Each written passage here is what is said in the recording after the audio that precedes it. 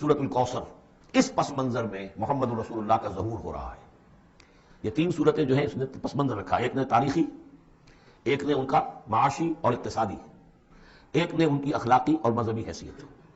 سورۃ الفیل وہ تاریخی واقعہ جو ہے، ظاہر بات ہے بہت بڑا واقعہ، اس کا بڑا چرچا ہوا ہوگا حضور کی بعثت کے ساتھ متعلق، لیکن دوسری طرف بیت اللہ اور اس کی وجہ سے قریش کو اس کے متولی ہونے کی وجہ سے جو امن حاصل تھا اور جو انہیں اللہ کی طرف سے روزی پہنچ رہی تھی، تیسرے ان کی اخلاقی پستی جس کو پہنچ گئی تھی، اس میں جب ظہور ہو رہا ہے محمد رسول اللہ کی نبوت کا، یہ سورۃ الکوثر، بسم اللہ الرحمن الرحیم، انا اعطیناک الکوثر فصل لربک وانحر ان شانئک هو الابتر۔ اے نبی ہم نے آپ کو خیر کثیر عطا کیا۔ اس خیر کثیر میں تو یہ کہ حوض کوثر وہ بھی اسی میں شامل ہے، لیکن یہ کہ اس پر آپ کو 25-30 قول مل جائیں گے۔ قرآن سب سے بڑا خیر کثیر ہے، بہت بڑا خیر کثیر۔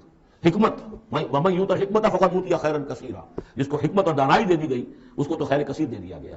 تو ہم نے آپ کو وہ سب کچھ عطا کر دیا ہے اور محتاج کے ساتھ عطا کر دیا ہے، جو انسان کی انسانیت کے لیے اس کے لیے بھی سمجھیے کہ ترہ امتیاز بن سکتا ہے۔ فصل لربک وانحر، بس اپنے رب کے لیے نماز پڑھا کیجئے اور نحر کیجئے، اونٹ قربان کیا کیجئے۔ یہ گویا کہ عید الاضحیٰ کا نقشہ آ گیا۔ فصل لربک، پہلے ہم نماز پڑھتے ہیں دوگانا عید الاضحیٰ، اور پھر جا کر ہم قربانی کرتے ہیں وانحر ان شانئک هو الابتر، یقیناً آپ کا دشمن ہی ہے کہ جو دم کٹا ہو جائے گا۔ اس کا پس منظر یہ ہے کہ جب حضور کے ایک صاحبزادے بچپنی میں فوت ہو گئے تو کچھ جو کفار تھے مکے کے انہوں نے بڑی خوشیاں منائی کہ ایک ہی بیٹا تھا، باقی تو ان کی بیٹیاں ہیں۔ آپ کو معلوم ہے کہ 4 بیٹیاں تھیں حضور کی صلی اللہ علیہ وسلم، لیکن یہ کہ بیٹا جو تھا وہ ایک ہی تھا، وہ اللہ نے اٹھا لیا، تو بڑے خوشیاں منائی گئیں کہ یہ تو دم کٹا جیسے ہوتا ہے جس کا کوئی پیچھے نام نہ رہ جائے۔